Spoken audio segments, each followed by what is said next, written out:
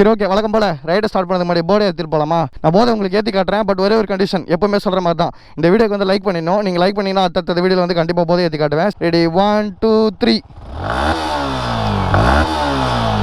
Exhaust note நல்லா செம்ம, எப்படி சொல்கிறதுக்கு, ஸ்வீட்டாக இருக்கும். விவியை கிக் ஆன் ஆகும்போது நீங்கள் வண்டி ரோடு ஓட்டிகிட்டு இருக்கும்போது சொல்கிறேன், வண்டி அப்படியே அப்படின்னு இழுத்துன்னு போவோம். இப்போ பாருங்கள், முறுக்கிற ஃபுல் டாட்டல் கொடுக்குறேன்.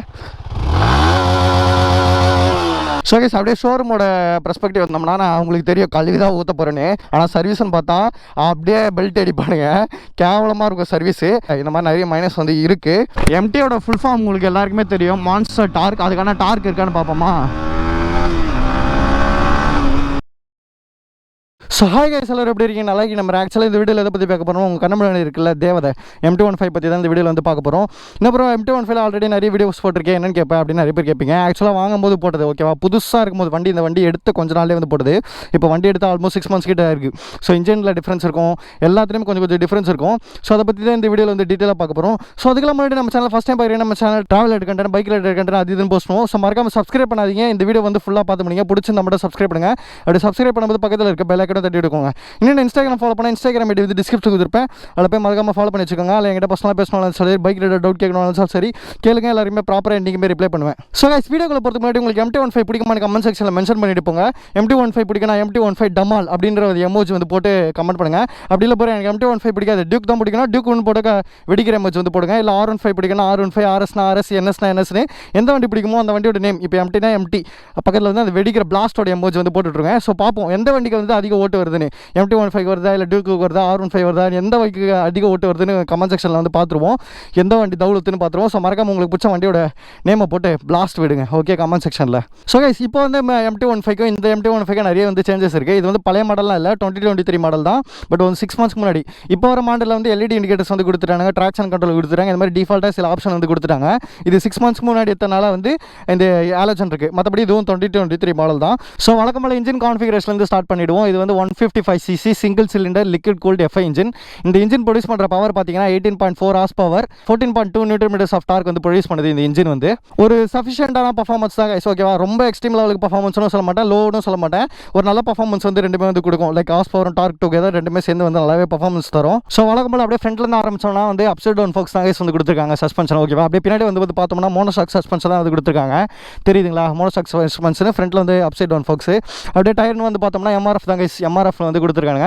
பின்னாடி வந்து MRF தான் கொடுத்துருக்காங்க. இதோட சைஸ் வந்து பார்த்தீங்கன்னா 100/80, ரிம் சைஸ் 17 வந்து கொடுத்துருக்காங்க. பின்னாடி வந்து பார்த்தோம்னா சைஸ் வந்து 140/70, ரிம் சைஸ் 70 தான் கொடுத்துருக்காங்க.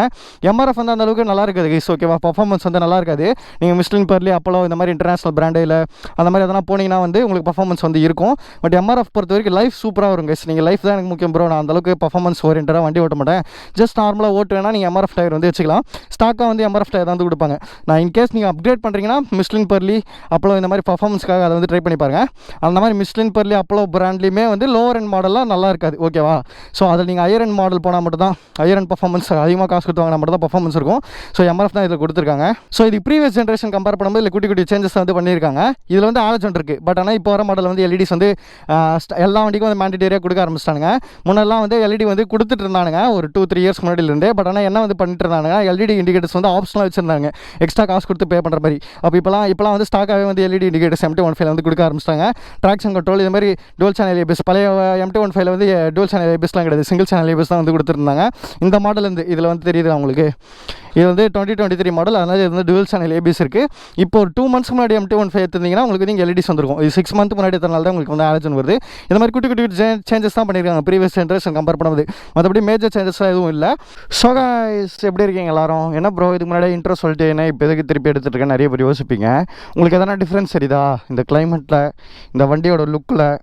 சேர் அடிச்சிருந்ததா இதுக்கு முன்னாடி ப்ரீவியஸ் கிளிப்லாம்? இதில் எதனா டிஃப்ரென்ஸ் இருந்தா, கிளைமேட்டில் டிஃப்ரென்ஸ் இருந்தா? ஏன்னா இதுக்கு முன்னாடி எடுத்த கிளிப் வந்து ஒரு 3 weeks முன்னாடி எடுத்தது. இப்போ எடுக்கிற கிளிப் வந்து 3 weeksக்கு அப்புறம் எடுக்கிறது. என்ன ப்ரோ வந்த வேலையை கரெக்டாக முடிச்சுட்டு போக மாட்டியா, 3 வாரம் கழிச்சு இன்னொரு கிளிப் அதே சேம் கிளிப்பை திருப்பி எடுக்கிற அப்படின்ற மாதிரி நிறைய பேர் யோசிப்பீங்க. என்ன பண்ணுறது, ஒருத்தனுக்கு வந்து வாழ்க்கையில் பிரச்சனை இருக்கலாம், பிரச்சனையே வாழ்க்கையாக இருந்துடக்கூடாது. நான் என்ன பண்ணேன்னா போன வாரம் ஒரு 2-3 வாரத்துக்கு முன்னாடி வந்தேன், ஓகேவா? ஷூட்டுக்கு வந்தேன். ஷூட்லாம் முடிச்சுட்டு வீட்டுக்கு போய் பார்த்தா வீடியோ ரெக்கார்ட் ஆகிருக்கு. பட் ஆடியோ மட்டும் தான் ரெக்கார்ட் ஆகிருக்கு. வீடியோ வந்து அப்படியே ஸ்டக்காகி அப்படி நின்றுட்டு இருக்குது. கொஞ்சம் இமேஜின் பண்ணி பாருங்கள், நான் எங்கள் வீட்டிலேருந்து கொஞ்சம் தூரம் ட்ராவல் பண்ணி வந்து பெட்ரோல் செலவு பண்ணி மணி செலவு பண்ணி டைம் ஸ்பெண்ட் பண்ணி வீடியோ எடுத்துகிட்டு நிம்மதியாக வீட்டுக்கு போய் பார்க்குறேன். லேப்டாப்பில் கனெக்ட் பண்ணி ஆடியோ மட்டும்தான் ரெக்கார்ட் ஆகிருக்கு. டியூரேஷன் இருக்குது, 3 நிமிஷம் 4 நிமிஷம் இருக்குது டியூரேஷனு. வீடியோ வந்து ரெக்கார்டே ஆகல, ஆடியோ மட்டும் ரெக்கார்ட் ஆகிருக்கு. அப்படியே சம மன உடச்சலுக்கு ஆளாயிட்டேன் நான். ஏன்னா நான் வந்து லைக் இப்போ எனக்கு அதான் ரெகுலராக எனக்கு காலேஜும் இருந்துகிட்டு இருக்குதா. ஸோ அதனால் அதிகமாக யூடியூப்பில் வந்து லைக் எவ்வளோ டைம் யூட்டிலைஸ் பண்ண முடியுமோ லீவ் டைமில் தான் வீடியோ ஷூட் பண்ணிட்டு போட்டுட்ருக்கேன். அதனால் ஃபஸ்ட்லாம் வந்து வீக்லி டாய்ஸ் வந்து வீடியோ போட்டுட்ருப்பேன். இப்போ வீக்லி ஒன்ஸ் வந்து போட்டுட்ருக்கேன். மற்றபடி எல்லா டேஸ்லேயும் வந்து ஷார்ட்ஸ் போட்டுட்ருக்கேன். அப்படி வீடியோ எடுத்துகிட்டு வீட்டுக்கு போய் பார்த்தா இது மாதிரி ஆகிடுச்சு. சரி ஓகே, பழம்பெல்லாம் போதும், நம்ம அப்படியே வீடியோக்குள்ளே கண்டினியூ ஆகும். நிறைய பாயிண்ட்ஸ் வந்து மிஸ் பண்ண சான்ஸ் இருக்குது கைஸ். ஏன்னா ஒரு ஃப்ளோவாக வந்துட்டு இருந்தோம்னா கரெக்டாக எடுத்துருவோம். நான் இது மாதிரி 3 வாரம் கேப்புக்கு அப்புறம் திருப்பி அதே வீடியோ ஷூட் பண்ண வரேன். இதெல்லாம் பாயிண்ட் மிஸ் பண்ண மன்னிச்சிருங்க. சரி ஓகே கைஸ், அப்படியே டேங்க் கெப்பாசிட்டி பார்த்தோம்னா இது வந்து 11 லிட்டர்ஸ் டேங்க்ஸ் வந்து கொடுத்துருக்காங்க. இது வந்து என்னை பொறுத்த வரைக்கும் எஃபிஷியண்டான ஒரு கெப்பாசிட்டி தான் நான் சொல்லுவேன். இந்த ரீசன் இஸ் பிகாஸ் இந்த வண்டியோட மைலேஜ் உங்களுக்கே தெரியும், ஒரு 45 to 50 கிட்ட சாலிடாக தரும். நீங்கள் ரொம்ப ஸ்லோவாக ஓட்டுறீங்கன்னா ஒரு 50 கிட்ட கிடைக்கும், நல்லா வரட்டி ஓட்டுறீங்கன்னா ஒரு 40 கிட்ட கிடைக்கும். ஸோ அந்த பெர்ஸ்பெக்டிவில் பார்க்கும்போது நீங்கள் ஒரு ஃபுல் டேங்க் அடிச்சிங்கன்னா almost close to 500 to 550 kilometres கிட்ட வரும். நம்ம அவ்வளோ போதாவில்ல, மினிமம் ஒரு 500 இல்லைனா 450 கிலோமீட்டர்ஸ் ஆச்சும் வந்து இந்த 11 லிட்டர் டேங்க்கில் வந்து கிடைக்கும். ஸோ லாங் ரைடுக்குலாம் இது வந்து எஃபிஷியண்டான டேங்க் தான். மைலேஜும் வந்து ரொம்ப எஃபிஷியண்டாக வந்து தரும். ஒரு காலேஜ் ஸ்டூடெண்ட்டாக இருக்கீங்க, உங்களுக்கு வந்து மைலேஜும் இருக்கணும், லுக்கும் இருக்கணும், பர்ஃபார்மன்ஸ் இருக்குன்னா நீங்கள் MT15 R15 போகிறது வந்து எப்போவுமே பெட்டர் சாய்ஸு. அப்படியே சைட் மிரர்ஸ்ன்னு பார்த்தோம்னா சைட் மிரர்ஸ் இல்லை, ஸோ அதை பற்றி போத்தாவில்ல. சுவிட்ச் குவாலிட்டிஸ்ன்னு பார்த்தோம்னா சுவிட்ச் குவாலிட்டிஸ் வந்து ஆவரேஜ் தான் கைஸ். ஆவரேஜுக்கும் எனக்கு கொஞ்சம் லோ தான் நான் சொல்லுவேன். மெயினாக எனக்கு இந்த MTயில் பிடிக்காதது வந்து ஹாரன் பட்டனை தூக்கி மேலே வச்சுருக்கானுங்க, இண்டிகேட்டருக்கு தூக்கி கீழே வச்சுருக்கானுங்க. இது ஏன் இந்த லூசுத்தனமான வேலையை பார்த்தானே தெரில. நிறைய பேருக்கு இது வந்து கன்ஃபியூஷனாக இருக்கும். இந்த ரீசன் இஸ் பிகாஸ் இப்போ நீங்கள் சடனாக வந்து MT15 ஃப்ரெண்டோட வண்டி வாங்கிட்டு போயிட்டுருக்கீங்க, ஏதோ ஒரு ஹைவேலையோ இல்லை ஏதோ ஒரு மெயினான இடத்துல போயிட்டு இருக்கும்போது ஹார்ன் அடிக்கிற இடத்துல இண்டிகேட்டர் போகிற இடத்துல ஹார்ன் அழுத்திருந்தீங்கன்னா அது பெரிய ஆக்சிடென்ட்டில் போய் முடியக்கூட சான்சஸ் இருக்குது. இப்போ நீங்கள் ஒரு கட் எடுக்க போகிறீங்க, டக்குன்னு இண்டிகேட்டர் போகணுன்னு தடவிட்டு இருப்பீங்க, இங்கே பார்த்தா ஹார்ன் அடிச்சிட்டு இருப்போம். ஸோ இது வந்து என்னை பொறுத்தவரை எது இப்படி மாற்றினானுன்னு தெரில. அப்படியே இந்த ஆப்போசிட் வந்தோம்னா வெறும் குல் ஸ்விட்சும் வண்டி ஸ்டார்ட் பண்ணுறது கீ மட்டும் தான் கொடுத்துருங்க, வேறு எதுவுமே இல்லை. ஸ்பீடோமீட்டர் பார்த்தோம்னா இப்போ வர மாடல் இருக்குது, இதுதான் கைஸ் இருக்குது. ஓகேவா, அது அவனுங்க லான்ச் பண்ணதுலேருந்து இப்போ வரைக்குமே இதே தான் மெயின்டைன் பண்ணிருக்காங்க. இதில் பேசிக் டீட்டெயில்ஸாக இருக்கும், ஓடோமீட்டர், ட்ரிப் 1 ட்ரிப் 2, உங்களுக்கு neutral, traction control, engine oil, ABS, headlight, indicators இந்த மாதிரி பேசிக் தான் இருக்கும். அப்புறம் இங்கே வந்து ஷிஃப்ட் இண்டிகேட்டர் கொடுப்பானுங்க. ஐஆர் ஆப்பிஎம் போகும்போது இது வந்து பம் இதுவாகும். அதுக்கு இங்கே வந்து சுவிச்சஸ் வந்து கொடுத்துருக்காங்க, அதுவும் ஓகே தான். ஸோ கைஸ், அப்படியே சிங்காம்னு பார்த்தோம்னா இங்கே அலுமினியம் சிங்காம் தான் கொடுத்துருக்காங்க, தெரியுதா உங்களுக்கு? இதுக்கு முன்னாடி வந்து மாடல்லாம் வந்து பாக்ஸ் டைப் சிங்கம் வந்து கொடுத்துட்டு இருந்தாங்க. பழைய MT15 நீங்கள் ஓட்டிருந்தா மட்டும் தான் உங்களுக்கு தெரியும், பாக்ஸ் டைப்பில் வரும். அப்புறம் இப்போ ரீசெண்டாக வரதெல்லாம் வந்து இந்த மாதிரி அலுமினியம் சிங்கம் தான் கொடுக்குறாங்க. அப்படியே எக்ஸாஸ்ட் பார்த்தோம்னா ஸ்லிப்பான எக்ஸாஸ்ட் தான் கைஸ் வந்து கொடுத்துருக்காங்க. ஓகேவா, எனக்கு வந்து யூஸ்வலாக உங்களுக்கு வீடியோ ரெகுலராக ஃபாலோ பண்ணுறவங்களுக்கு தெரியும், அண்டர்பல்லி வந்து எனக்கு சுத்தமாக பிடிக்காது. எனக்கு வந்து ஸ்லிப்பான் தான் வந்து பிடிக்கும். சிங்காம் வந்து அலுமினியம் சிங்காம், எக்ஸாஸ்ட் வந்து ஸ்லிப்பான வந்து கொடுத்துருக்காங்க. மட்கார்டுன்னு பார்த்தோம்னா இதுக்கு முன்னாடி இருந்த ப்ரீவியஸ் கிளிப்பில் பார்த்துருந்தீங்கன்னா உங்களுக்கு நல்லா சொல்லியிருந்திருப்பேன். இதுக்கு இருக்கிறதுலே மட்டம் ரொம்ப சேர் அடிக்கும் கைஸ். ஓகேவா, எக்ஸ்ட்ரீம் லெவலுக்கு சேர் அடிக்கும். இதுக்கு முன்னாடி ப்ரீவியஸ் கிளிப்பில் மோசமாக இருந்தது வண்டி. இப்போ வீடியோக்காண்டி ஒரு 10 நிமிஷம் ½ ஹவருக்கு முன்னாடி வந்து ஆர்டர் வாஷ் பண்ணியிருக்கோம், அதனால உங்களுக்கு க்ளீனாக இருக்குது. மற்றபடி ஒரு எஃபிஷியண்டான ஒரு மட்கார்டான்னு கேட்டால் கிடையாது. ரொம்பவே வண்டி ஃபுல்லாக சேர் அப்படியே தகட்ட ஓடும் அடிச்சு. ஆனால் எனக்கு MT15 எனக்கு ரொம்ப பிடிக்கும் கைஸ், இந்த டெயிலில் தான். ஏன்னா இந்த டெயில் நீங்கள் கரெக்டாக பார்த்தீங்கன்னா வீடியோவில் ரெகுலராக ஃபாலோ பண்ணுறவங்களுக்கு தெரியும், எல்லா MT வீடியோலையும் சொல்வேன், இந்த டெயில் வந்து பாதிலே கட் ஆகும், தெரியுதுங்களா உங்களுக்கு? பாதிலே கட் ஆகுதா? ஸோ அதனால என்னதுன்னா நீங்கள் இதையும் ரிமூவ் பண்ணிவிட்டு டெயில் டைடி போட்டிங்கன்னா வண்டியோட லுக்கு சக்கத்தாக இருக்கும், லைக் தரமாக இருக்கும். பட் ஸ்டில் அதில் இருக்க மைனஸ் என்னன்னா, என் வண்டியை பாருங்கள், டெயில் டைடி நான் ஆசைப்பட்டு மாற்றினேன், ஞாபகம் இருக்கா? வண்டியை பாருங்கள் கண்டிஷனு எந்தளவுக்கு சேர் அடித்து கிடக்குதுன்னு. எத்தனை டைம் வாட்டர் வாஷ் பண்ணாலும் வண்டி இப்படி தான் மோசமாக மாறிடும், லைட்டாக சேத்தில் விட்டு எடுத்தாலே. ஸோ டெயில் டைடி மாற்றிட்டிங்கன்னா லுக் வந்து இம்ப்ரூவ்மெண்ட் ஆகும். பட் ஆனால் எஃபிஷியண்ட்டானு கேட்டால் கிடையவே கிடையாது, யோசிச்சுக்கோங்க டெயில் டைடி சேஞ்ச் பண்ணுறதுக்கு முன்னாடி. ஸோ கைஸ், அப்படியே சீட் கம்ஃபர்ட்னு பார்த்தோம்னா வந்து ரைடருக்கு ஓகே தான் கைஸ் சொல்லுவேன் நான். பட் பில்லியனுக்கு வந்து கைண்ட் ஆஃப் இந்த வண்டி ஒரு பில்லியனுக்கான வண்டியான்னு கேட்டால் கிடையவே கிடையாது தான் நான் சொல்வேன். த ரீசன் இஸ் பிகாஸ் இப்போ ரைடர் வந்து கொஞ்சம் ரொம்ப ஃபேட்டாக இருக்கிறாங்க, ரொம்ப குண்டாக இருக்காங்கன்னு வச்சுக்கோங்களேன். அவங்க உட்காரது இல்லாமல் அவங்க ஃபேட்டு உடம்பு வந்து கொஞ்சம் இந்த அளவுக்கு வரும். வந்தாங்கன்னா பில்லியன் சீட்டுக்கு வந்து லைக் பில்லியனாக உட்காரவங்களுக்கு வந்து இடமே இருக்காது. இஃப் இன்கேஸ் அவர் குண்டாக இருக்கிறவர் இங்கே இதுக்குள்ளே முடிஞ்சிட்டாருன்னு வச்சுக்கோங்களேன், அவங்களோட உடம்போட கெப்பாசிட்டி இங்கேயே முடிஞ்சிருச்சுன்னா, பின்னாடி உட்காரவங்க ஒரு குண்டாக இருந்தாங்கன்னா சத்தியமாக ரொம்ப கஷ்டமாக இருக்கும். இது வந்து பேக் சீட்டு என்னை பொறுத்த வரைக்கும் ஒரு யூஸ்லெஸ் தான் நான் சொல்லுவேன். எப்படி சொல்கிறது, கூட்டிகிட்டு போகலாம் எல்லாரையும், அம்மா அப்பா கூட கூட்டிகிட்டு போகலாம். R15 உங்களுக்கு தெரியுதா ஃபஸ்ட் ஃப்ளோரில் இருக்கும். பட் அந்த கம்பேர் பண்ணும்போது அம்மாலாம் தைரியமாக ஏறி உட்காருவாங்க. பட் ஸ்டில் இது பிடிக்கிறதுக்கும் ப்ராப்பராக எதுவும் இல்லை. சீட்டோட சைஸும் வந்து எனக்கு பேக் சீட் வந்து அந்தளவுக்கு கிடையாது.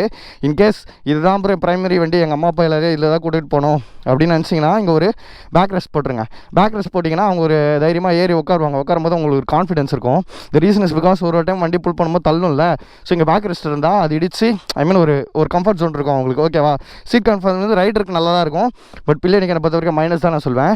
அப்படியே ஹைட்டுன்னு பார்த்தோம்னா வீடியோ ரெகுலராக ஃபாலோ பண்ணுறவங்களுக்கு தெரியும். நான் வந்து 5.8 எனக்கு வந்து கால் நல்லாவே ஃபுல்லாகவே எட்டுது. தெரியுங்களா உங்களுக்கு? மடங்கி இருக்கா? நீங்கள் அபோவ் ஒரு 5 ஃபீட் இருந்தாலே போதும் கைஸ். இப்படி எட்டும் உங்களுக்கு 5 ஃபீட் இருந்தால் எனக்கு தெரிஞ்சு இப்படி எட்டும். ஒரு 5.5 இருந்தீங்கன்னா சூப்பராக ஓட்டலாம்.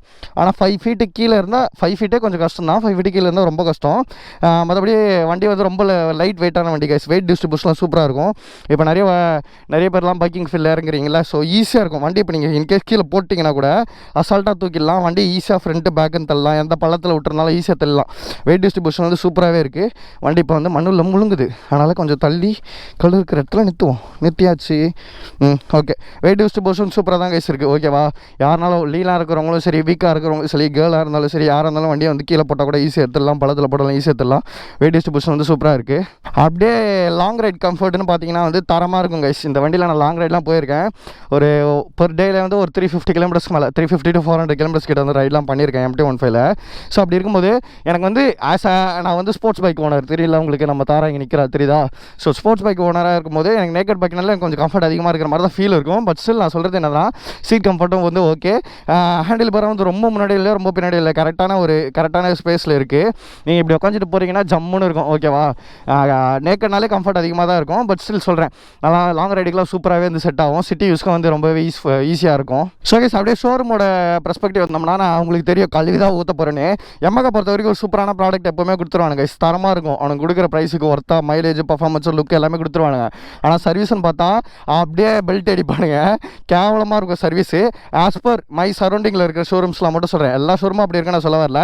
என் சரௌண்டிங்கில் இருக்க ஒரு நான் பார்த்த வரைக்கும் 1, 2, 3 ஷோரூம் எல்லாமே வந்து ஒஸ்ட்டாக தான் பர்ஃபார்ம் பண்ணுறானுங்க.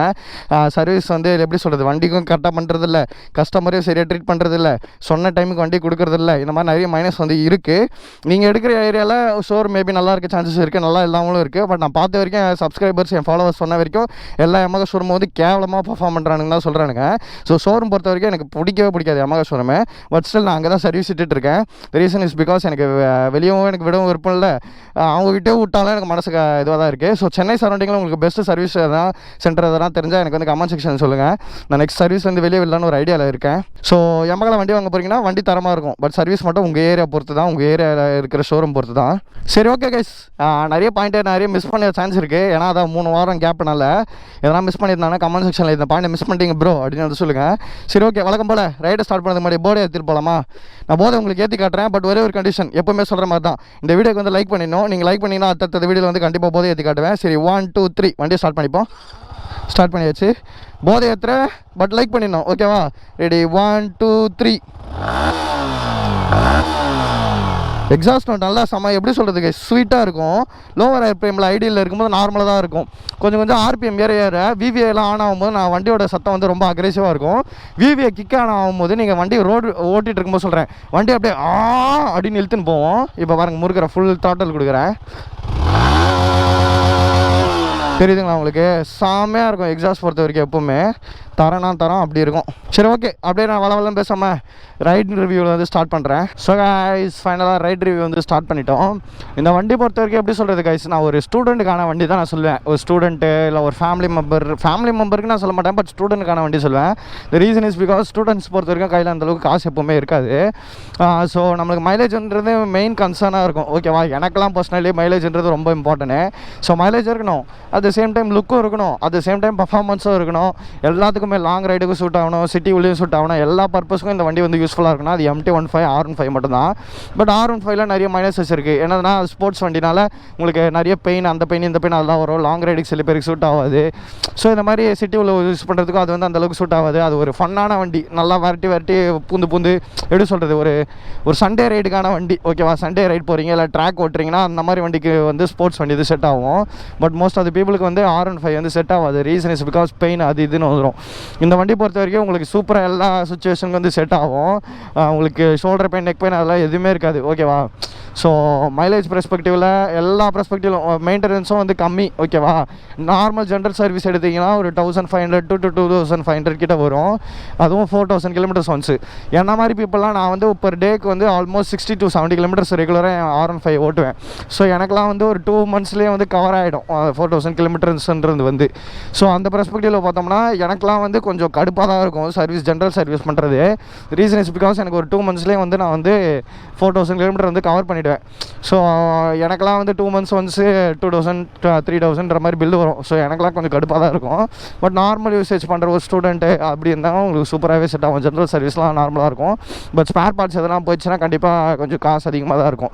எக்ஸாம்பிள் இப்போ பிரேக் பார்ட்ஸ் போயிடுச்சுன்னா செட்டு வந்து 1500 கிட்ட வரும். மாட்டர் சார்ஜஸ்லாம் சேர்த்து 2000 கிட்ட வந்துடும். ஸோ இந்த மாதிரி பார்ட்ஸ்லாம் போனால் கொஞ்சம் காசு அதிகமாக தான் வர மாதிரி இருக்கும். ஆனால் ஜென்ரல் சர்வீஸ் வந்து ஓகே தான். MTயோட ஃபுல் ஃபார்ம் உங்களுக்கு எல்லாருக்குமே தெரியும், மான்ஸ்டர் டார்க். அதுக்கான டார்க் இருக்கான்னு பார்ப்போமா? பள்ளம் மேடு. ஸோ ஸ்லோ பண்ணிப்போம். இந்த வண்டியோட பேர் உங்களுக்கு எல்லாருக்குமே தெரியும், MT. இது ஃபுல் ஃபார்ம் வந்து மான்ஸ்டர் டார்க்குன்னு வந்து சொல்லுவாங்க. ரீசன் இஸ் பிகாஸ் மான்ஸ்டர் டார்க்கா இல்லை மாஸ்டர் டார்க்கா? ஐயோ சாரி கைஸ், எனக்கு ரெண்டுத்தில் கன்ஃபியூஷன் ஆயிடுச்சு. கரெக்டான இது வந்து நீங்கள் வந்து சொல்லுங்கள். ஓகேவா? கமெண்ட் செக்ஷன் வந்து மான்ஸ்டர் டார்க்கா இல்லை மாஸ்டர் டார்க்கா இல்லை வேறு எதனா டெமான்றது வந்து கமெண்ட் செக்ஷனில் நீங்கள் வந்து கரெக்டாக வந்து சொல்லிவிடுங்க. ஓகேவா? எப்படி சொல்கிறது, வண்டியோட புல்லிங் பவர் வந்து நல்லாயிருக்கும் கைஸ். உங்களுக்கு வந்து ஒரு டைம் இருக்கும் போது கொஞ்சம் ஹாப்பியாக தான் இருக்கும். யாருன்னே தெரில, பின்னாடி ஆர்னச்சுனே வந்துட்டுருக்காரு, எதுக்குன்னு தெரில. சரி ஓகே, பாருங்களேன், ஆர்னச்சுனே இருக்கிறானுங்க. இதெல்லாம் திட்டினா நீங்கள் என்ன திட்டுவீங்க? நீ யாரா மாதிரி உங்கள் அப்பா வீட்டு ரோடா அப்படின்ட்டு. ரோடு காலியாக இருக்கும்போது எதுக்கு ஆர்ன் அடிக்கிறோம்? சரி, ஸோ லாங் ரைட்ஸுக்கு வருவோம். லாங் ரைட்ஸுக்கு இந்த வண்டி எப்படி பிறகு இருக்குன்னு கேட்டிங்கன்னா நல்லாவே இருக்கும். நான் கம்ஃபர்ட் வைஸில் சூப்பராக இருக்கும் கைஸ். ஓகேவா? நீங்கள் வந்து சீட்டை இன்னும் பெட்டர் பண்ணணும்னு நினச்சிங்கன்னா குஷன் ஆட் பண்ணால் போதும். ஓகேவா? லைட்டாக இதுவே என்னை பொறுத்த வரைக்கும் எஃபிஷியன்ட் தான். பட் ஸ்டில் இன்னும் பெட்டராக இருக்குது வந்து குஷன் வந்து ஆட் பண்ணிக்கலாம். ஹேண்டில் பாரில் நீங்கள் எந்த மாடிஃபிகேஷனும் பண்ண தேவையில்லை. ஹேண்டில் பார் ரேசர் போடணும், பக்கத்தில் எடுத்துக்கணும், அதெல்லாம் பண்ணவே தேவையில்லை. ஹேண்டில் பார் வந்து உங்களுக்கு சூப்பராகவே வந்து செட் ஆகும் லாங் ரைட்ஸுக்கெலாம். ஸோ அதே மாதிரி வண்டியோட மைலேஜ் உங்களுக்கு ஆஸ் பர் யூனோ எல்லாருக்குமே என்னன்னா 40லேருந்து 45 மினிமம் தந்துடும். நீங்கள் நல்லா வரட்டி ஓட்டிங்கன்னா 40 அது மாதிரி தரும். நீங்கள் நல்லா காமாக ஓட்டுறீங்க, இப்போ ஹைவேலாம் க்ரூஸ் பண்ணுறீங்கன்னா ஒரு 100ல் க்ரூஸ் பண்ணுறீங்கன்னு வச்சுப்போமே, அவங்களுக்கு வந்து சம்வேர் அரௌண்ட் 45 to 50 தரும். ஸோ மைலேஜ் பெர்ஸ்பெக்டிவில் டேங்க் கெப்பாசிட்டி வேறு 11 liters. ஸோ நீங்கள் ஒரு ஃபுல் டேங்க் அடிச்சிங்கன்னா க்ளோஸ் டு 450 to 500 கிலோமீட்டர்ஸ் கிட்ட வந்துடும். ஸோ டேங்க் கெப்பாசிட்டியும் சூப்பராக இருக்குது வண்டிக்கு. அது அட் த சேம் டைம் உங்களுக்கு க்ரூசிங் ஸ்பீடும் இருக்குது. ஒரு 90-100லாம் தாராளமாக மெயின்டைன் பண்ணலாம் பில்லியனை வச்சுக்கிட்டு. நீங்கள் சோலோவாக போகிறீங்கன்னா ஒரு 100 110 அதெல்லாம் அசால்ட்டாகவே மெயின்டைன் பண்ணலாம். என் R15ல் நான் 120லே க்ரூஸ் பண்ணுவேன். ஸோ க்ரூசிங் ஸ்பீடும் வந்து ஒரு லாங் ரைட் பெர்ஸ்பெக்டிவில் நல்லாயிருக்கு. அட் த சேம் டைம் ரொம்ப லாங் ரைட் போயிட்டே இருக்கீங்க, நடுவில் வந்து கடுப்பாக இருக்குது, எதனால் ஒரு சிட்டி உள்ளே வந்துட்டோம், டிராஃபிக்கில் மாட்டிகிட்டு இருக்கோம், கேப்பத்து போயிட்டே இருக்கலாம், அதுக்கும் வண்டி வந்து சூட் ஆகும். என் டார்க்கும் வந்து லைக் அதான் நான் சொன்ன மாதிரி லோவர் கியர் ஐட்டம்லாம் ஷிஃப்ட் பண்ணிவிட்டு முறுக்குனீங்கன்னா வண்டி வந்து பெப்பியாகவும் இருக்கும். ஸோ லாங் ரைட் பெர்ஸ்பெக்டிவில் வண்டி வந்து பக்காவாக சூட் ஆகும். ஆனால் நீங்கள் கப்பலாக லாங் ரைட் போகிறீங்க இல்லை பசங்களை வச்சுன்னு போகிறீங்கன்னா பேக் சீட் மட்டும் கொஞ்சம் கடுப்பாக இருக்கும். அதை மட்டும் நீங்கள் பார்த்துக்கணும். மற்றபடி லாங் ரைட்ஸுக்கு ஒரு தரமான வண்டி இது. ஸோ கைஸ், இந்த கமெண்ட் பண்ணுறவங்களுக்கு ஒன்று சொல்லிக்கிறேன். இந்த வண்டியை பற்றி நான் 6 மாதம் முன்னாடி இந்த வண்டியை வச்சு வீடியோ போட்டிருப்பேன். அந்த வீடியோவில் நான் என்ன சொல்லியிருப்பேன்னா, இந்த வண்டியோட பவர் வந்து எனக்கு பத்தலை, நீங்கள் வந்து என்ன மாதிரியே ஒரு பர்சன் இதுக்கு முன்னாடி ஒரு 200cc வண்டி ஓட்டிருக்கீங்க, இல்லை 400cc வண்டி ஓட்டிருக்கீங்க, இல்லை 650cc இல்லை சூப்பர் பைக்காகவே இருக்கட்டும், அந்த மாதிரி லைக் ஒரு அபோவ் ஒரு 200cc மேலே ஓட்டிட்டு ஒரு 400cc வண்டி எடுத்துக்கோங்களேன். அதை ஓட்டிட்டு வந்து இந்த வண்டியை ஓட்டினீங்கன்னா உங்களுக்கு வந்து வண்டி வந்து பவர் வந்து சுத்தமாக செட் ஆகாதுன்னு நான் வந்து சொல்லியிருந்தேன். அதை புரிஞ்சுக்காமல் நிறைய பேர் வந்து ஹீரோ மாதிரி கமெண்ட் பண்ணியிருந்தானுங்க.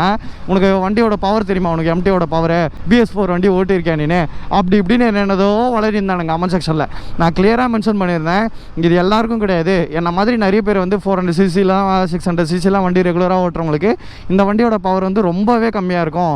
ஸோ அந்த மாதிரி பர்சனாக இருந்தால் இந்த வண்டியை வாங்காதீங்கன்னு தான் நான் சொல்லியிருப்பேன். அது தெரியாமல் ஜீனியஸ் மாதிரி இந்த வண்டியோட பவரை பற்றி தெரியாமல் நீலாம் ஒரு மோட்டோ விளாகரா, நீலாம் ஒரு ரிவ்யூவரா, உனக்குலாம் பைக்கை பற்றி ஒன்றுமே தெரியாது அது இதுன்னு கமெண்ட் பண்ணுறீங்க. ஆக்சுவலாக உண்மையை சொல்ல போனோன்னா அந்த மாதிரி கமெண்ட் பண்ணுறவங்களாம் வண்டி ஓட்ட தெரியுமாவே தெரில. ஓகேவா? இது வந்து நான் ஆணவத்தில் வந்து பேசலை, நான் வந்து சொல்கிறேன். நான் வந்து இந்த 2 years இந்த மோட்டர் விளாக் ஃபீல்டில் இருக்கேன்.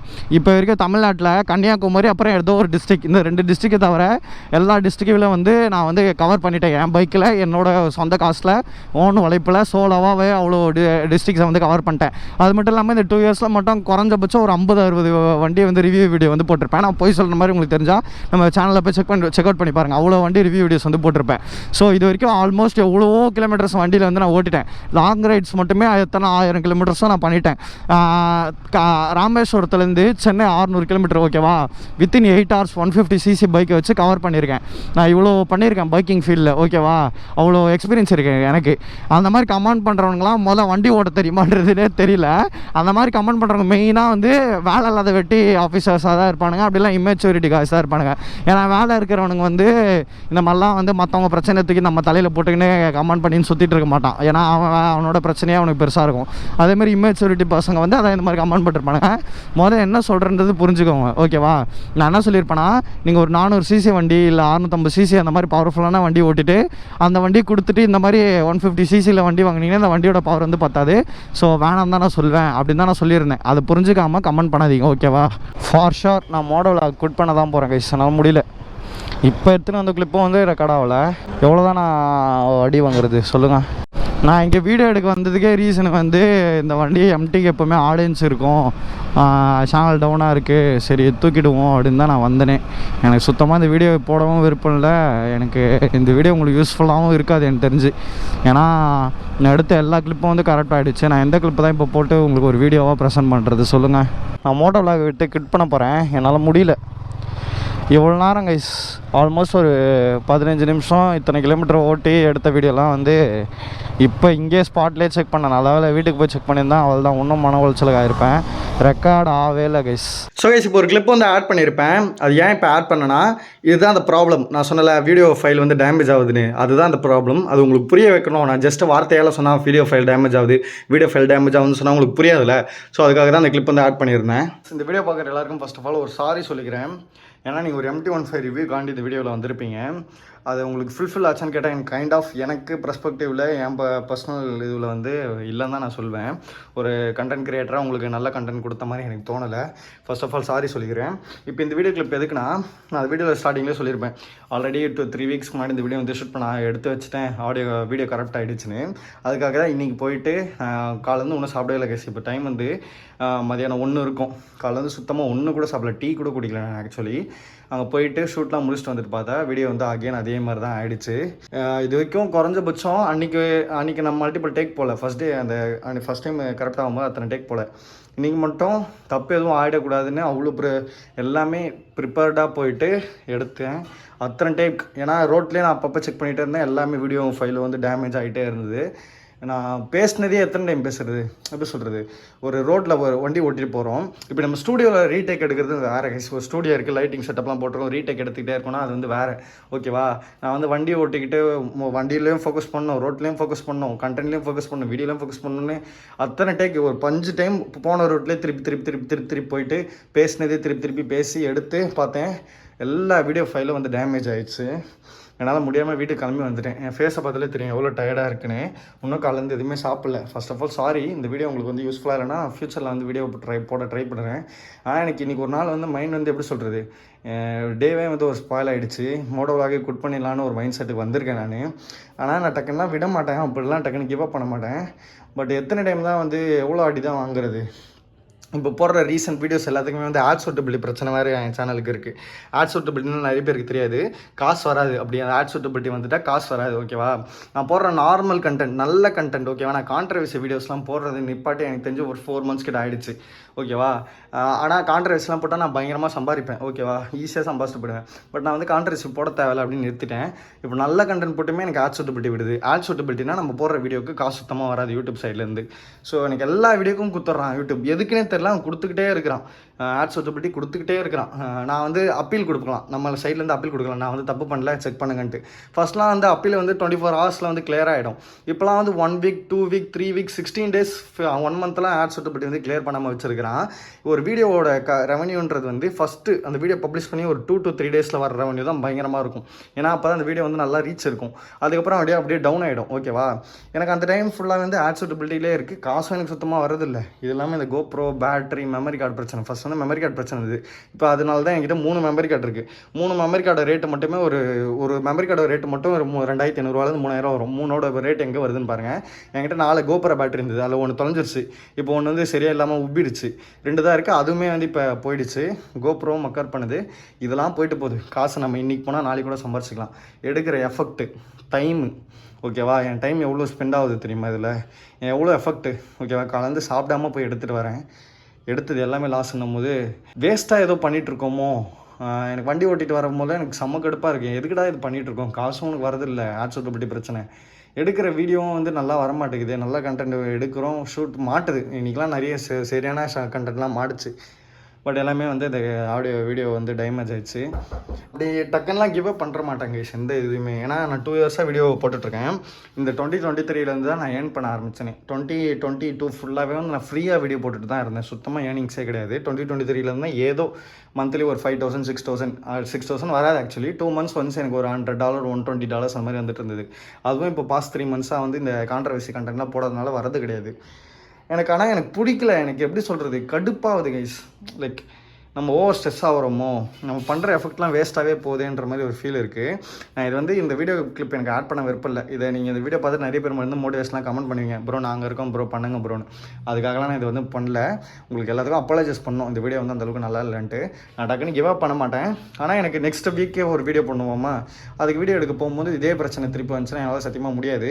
இன்கேஸ் அடுத்த சாட்டர்டே வீடியோ வரலன்னா நான் ஒரு வேளை குட்லாம் பண்ண மாட்டேங்க கண்டிப்பாக, ஓகே. ஆனால் எனக்கு மனசு அப்படி தான் தோணுது. பட் அதெல்லாம் பண்ண மாட்டேன். பட்டு அப்படி வீடியோ போடலன்னா அதுக்கடுத்த வாரம் போட ட்ரை பண்ணுறேன். ஏன்னா பேட்டரி வாங்கணும். பேட்டரியோட ரேட்டு கொஞ்சம் எக்ஸ்பென்சிவ். கோப்ரோஸ் பொறுத்த வரைக்கும் 6000 வரும் 3 பேட்டரிஸு. ஸோ ஒன்றும் கோப்ரோ பேட்டரிஸுக்கு ட்ரை பண்ணிகிட்ருப்பேன், காசு ரெடி பண்ணிட்டுருப்பேன். அப்படி இல்லைனா வந்து குட் பண்ணோன்னு எனக்கு மைண்ட் இப்போ சொல்லிட்டுருக்கு, விட்டு தொலைடா அப்படின்ற மாதிரி. பார்ப்போம் என்னதுன்னு. அவன் இதெல்லாம் வந்து சரி ஓகே கேஸ் நான் விடுறேன். எனக்கு பேசவே தோட மாட்டேது. என் ஃபேஸை பதிலே தெரியும். இப்போலாம் வந்து பேக்கு மாதிரிலாம் நின்று இப்படி தலை கழிச்சிக்கலாம் பேசிகிட்டு இருக்க மாட்டேன். Love you all guys. Sorry இந்த வீடியோ உங்களுக்கு யூஸ்ஃபுல்லாக இல்லைன்னா மன்னிச்சிருங்க. பாய்.